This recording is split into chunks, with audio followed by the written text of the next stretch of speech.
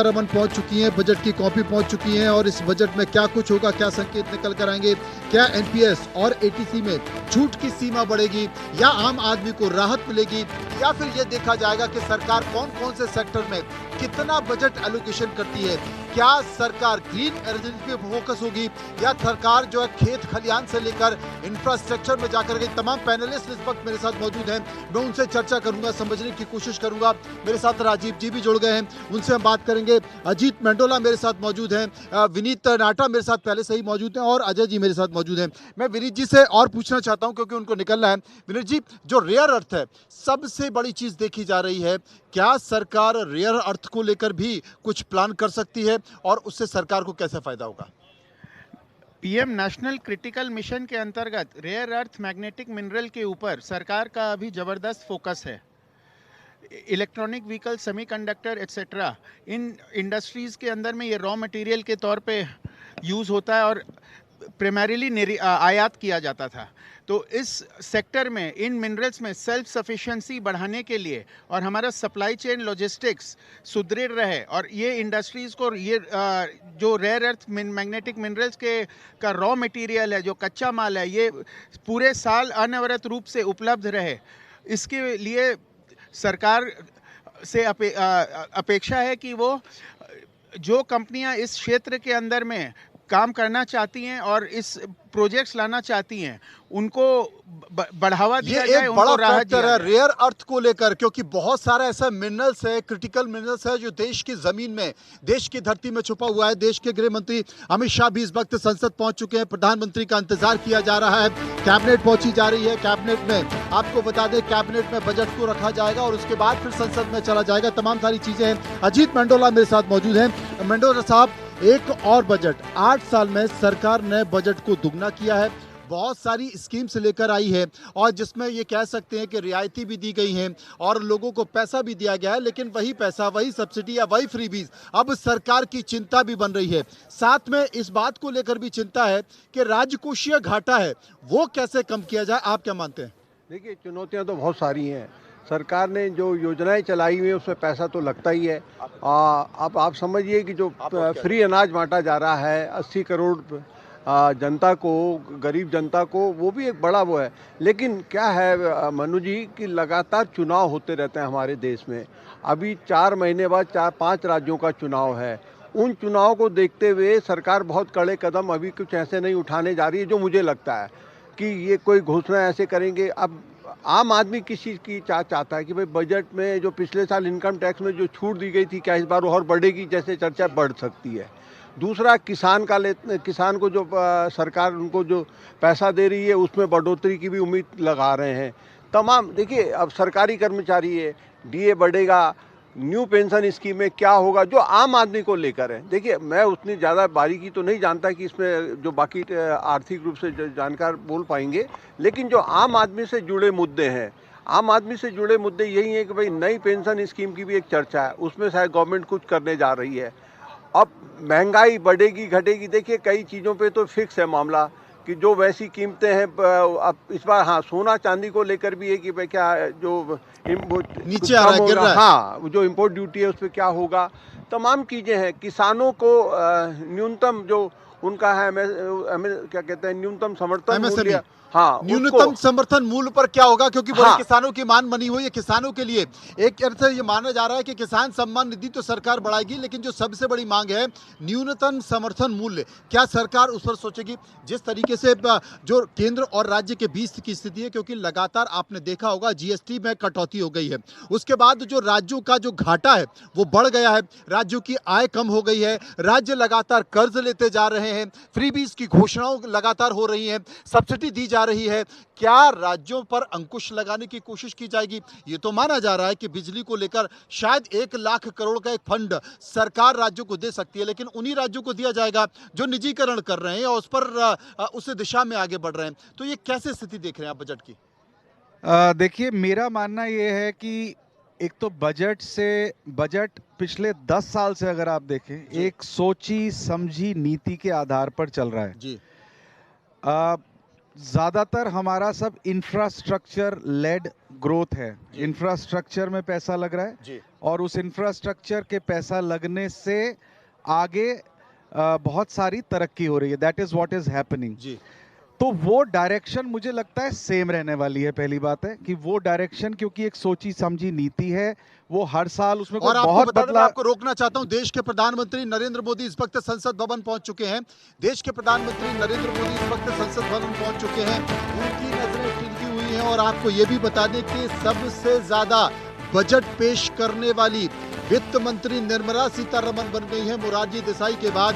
और ये बजट इसलिए भी महत्वपूर्ण होने वाला है, हालांकि बहुत ज्यादा उम्मीद इस बजट से नहीं की जा सकती। ये कह सकते हैं कि देश की अर्थव्यवस्था को ट्रैक पर लाने की कोशिश की जा रही है। जीएसटी में बहुत सारी छूटें दी गई हैं, उसके कारण एक दबाव तो वहां पर बना हुआ। राजीव जी, आप कुछ बोल रहे हैं? मैं ये कह रहा था कि तो सोची समझी नीति में क्या चीजें हुई हैं वो समझना पहले जरूरी है। टैक्स कलेक्शन टू जीडीपी का एक रेशो होता है जी। वो तकरीबन 16-17% हुआ करता था आज से कोई 7-8 साल 10 साल पहले तक। वो बढ़ के 19.5-20% पे ऑलरेडी आ चुका है, जिसका मतलब ये है कि टैक्स एफिशिएंसी हमारी काफी बढ़ गई है। जो आप बात कह रहे थे कि राज्यों का की आय कम हुई है, मुझे लगता है कि over a period of time GST के आने से राज्यों की आय यहाँ से एलोकेट होती है, मतलब सेंटर से एलोकेट होती है, क्योंकि जीएसटी में एलोकेशन होता है। तो वो वाली जो जितनी भी चीजें हैं, या अगर आप फिस्कल डेफिसिट भी देखें तो फिस्कल डेफिसिट भी कम हुआ है। फिस्कल डेफिसिट कम हुआ है। पहले 89% पे हमारा जीडीपी टू डेट का रेशो करीबन 89% पहुंच गया था, वो 81% पे आ गया है। तो ये सारी चीजें एक डायरेक्शन में मूव कर रही हैं। इस बारी मुझको लगता है कि रूरल कंजम्पशन को बढ़ाने की कोशिश करी जाएगी। रूरल कंजम्पशन, क्योंकि फाइनली आपको अगर देश की तरक्की करनी है तो कैसे होगी, ये अब हमें तो समझना आपको है। गांव की तरफ जाना चाहिए। और ये कहा भी जाता है कि भारत की आत्मा बेसिकली गांव पर बसती है। अमित मेरे साथ मौजूद है, एक बार हम सीधे अमित के पास चलेंगे। Amit, over to you. देखिए Manu ji, green signal market ने देना शुरू किया। प्रधानमंत्री नरेंद्र मोदी पार्लियामेंट पहुंच चुके हैं, अमित शाह पहुंच चुके हैं, वित्त मंत्री कुछ ही देर में बजट पेश करने जा रही हैं। लेकिन इस वक्त की बड़ी खबर यह है कि अक्षय बाराना मेरे साथ जुड़े, लेकिन अब शेयर मार्केट ग्रीन में ट्रेड कर रहा है। मैं अक्षय के पास जा रहा हूं। अक्षय, वहां से क्या तस्वीरें हैं, क्या अपडेट आप दिखा पा रहे हैं? Over to you. देखिए, भुवनेश्वर में चाय की किस्ती से शुरू होने वाली ये शहर अब जो बजट पेश होने वाला है वहीं में सारे लोगों की निगाहें टिकी हुई है। बातचीत करेंगे, कुछ लोग यहाँ मौजूद हैं, क्या उम्मीद करते हैं, क्या वो भी कुछ आशा रखते हैं या नहीं, तमाम बारे में बातचीत करेंगे। हमारे साथ कुछ लोग यहाँ मौजूद है। चाय की घटी में अक्सर लोगों को देखा जाता है कि यहाँ ज्यादा भीड़ जमाते हैं। तो क्या बोलना चाहेंगे सर, आपको इस बजट में क्या कुछ लगता है? देखिए, बजट की बात यदि हम करते हैं तो थोड़ी देर के बाद मुझे लगता है कि बजट सामने आ जाएगा पटल पर। हालांकि राष्ट्रपति को सौंप दिया गया निर्मला सीतारमण जी के द्वारा। और सबसे बड़ी बात यह है कि हम यदि समझें कि ये एक रिकॉर्ड भी बन सकता है इस बार, इस तरह से कि मोरारजी देसाई के बाद में यदि किसी का रिकॉर्ड था तो पी चिदम्बरम करेगा, सबसे ज्यादा बजट प्रस्तुत किया था उन्होंने। दूसरी तरफ यदि हम देखते हैं तो निर्मला सीतारमण का जो बजट है, मुझे लगता है कि पिछली बार से ज्यादा असरकारक होगा इस बार, इस लिहाज से कि पिछली बार जो है इन्होंने केवल महिलाओं को और शिक्षा को ध्यान देते हुए बजट का प्रस्तावन किया था इन्होंने। इस बार चूंकि उसका फायदा क्या हुआ था यदि आप समझते होंगे, पिछले बजट में तो महाराष्ट्र में चुनाव हुए थे, छत्तीसगढ़ में चुनाव हुए थे। इसमें ये सबसे बड़ी बात जो थी पिछले बजट में, जो फायदा ये हुआ था कि लाडली बहना जैसी योजना को इन्होंने प्रस्तावित किया था और उसका लाभ ये मिला कि महाराष्ट्र जैसे बड़े राष्ट्र में, बड़े राज्य में इनकी सरकार बन गई। पश्चिम बंगाल में बहुत निकटवर्ती समय में चुनाव होने हैं। मुझे लगता है कि इस बार का जो बजट आएगा, जो आपसे थोड़ी देर के बाद है, वो पश्चिम बंगाल को केंद्रित करते हुए और इस बार राज्य सरकार और केंद्र सरकार के जो घाटे हैं उसको कैसे समाप्त किया जाए, उसको कैसे पूर्ति किया जाए, इस आधार पर बजट होने की संभावना है। पश्चिम बंगाल की यदि हम बात करें तो क्या हो सकता है आधार? पश्चिम बंगाल में सबसे बड़ी बात यह है कि जो आयु वर्ग है वहां पर वोटर्स की, उसको यदि आप ध्यान देंगे तो आपको ये बात क्लियर हो जाएगी कि इस बार का बजट किस आधार पर आने वाला है। वहां पर जो वोटर्स हैं इस वक्त, जो युवा वर्ग जो है और पेरेंट्स के बीच में एज डिफरेंस काफी है। बाकी अदर स्टेट्स में हम देखते हैं तो पेरेंट्स और इनके बीच में बहुत ज्यादा एज गैप नहीं होता है, लेकिन वहां पर पश्चिम बंगाल में लगभग 40 से 45 वर्ष का गैप होता है बच्चों में और पेरेंट्स में। लिहाजा पूरे भारत की यदि हम बात करते हैं तो इस वक्त युवा वर्ग सबसे ज्यादा है। तो युवा वर्ग को ध्यान में रखते हुए तो डेफिनेटली सरकार जो है बजट को लेकर के आएगी। दूसरा सबसे बड़ी बात है, इस बार पश्चिम बंगाल को ध्यान में रखते हुए और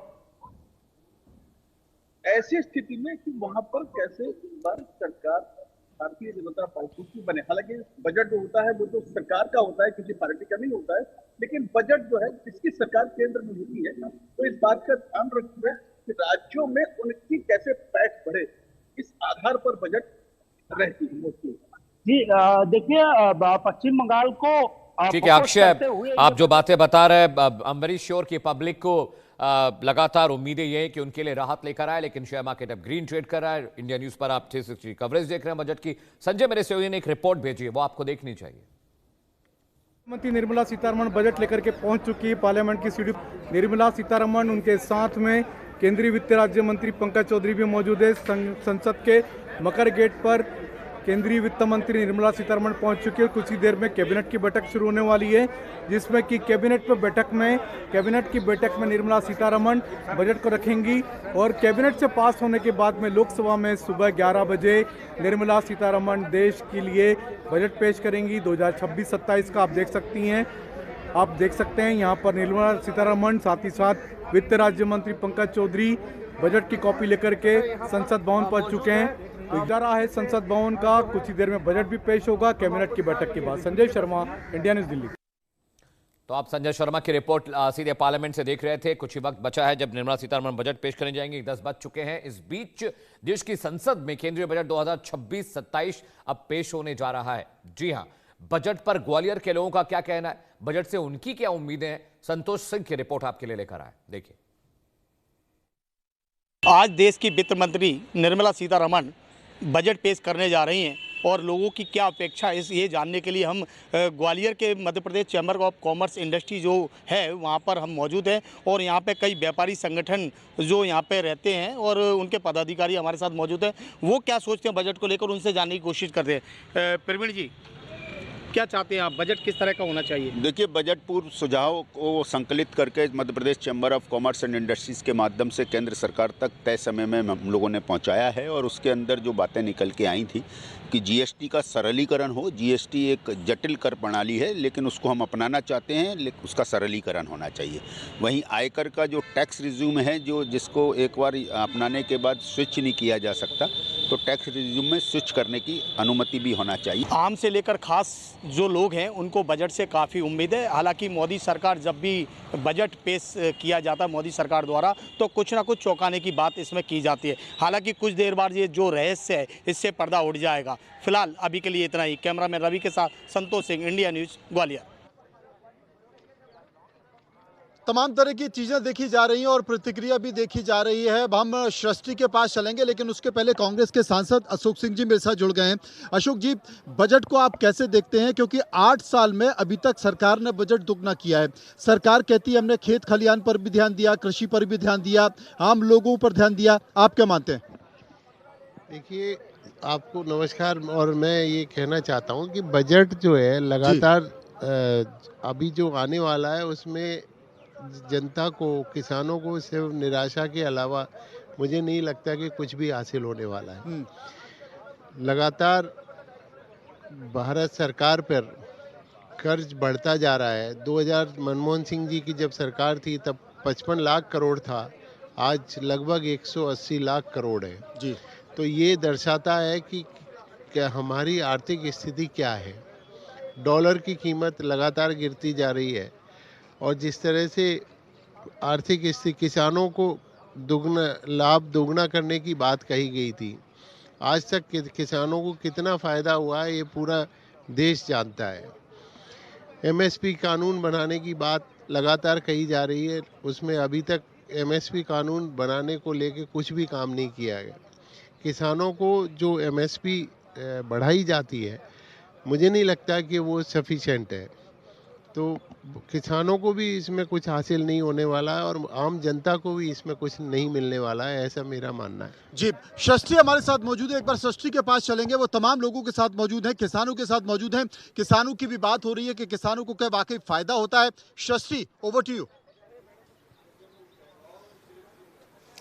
बिल्कुल, तो देखिए हमारे वरिष्ठ सहयोगी मनोज सर लगातार हमें जानकारी भी दे रहे थे। बजट पर चर्चा हो रही है। देखिए इस वक्त मैं मौजूद हूं और ये जो भारतीय किसान की पहचान है ट्रैक्टर, इस पर मैं मौजूद हूं। किसानों से बातचीत करेंगे कि क्या किसानों को इस बार के आम बजट से कुछ उम्मीदें हैं। बजट की बात करें, किसान सम्मान निधि योजना से लेकर अनुदान राशि से लेकर, और इसके साथ ही अगर बात करें कि बीजों को लेकर क्या नए प्रावधान सरकार लेकर आनी है इस बार बजट में, क्या देखने को मिलेगा। तमाम देखिए यहाँ पर किसान हमारे भाई मौजूद है और बातचीत करेंगे कि इस बार बजट से क्या उम्मीद है। आपका नाम बताइए और ये भी बताइए कि इस बार के केंद्रीय बजट में क्या उम्मीदें कर रहे हैं।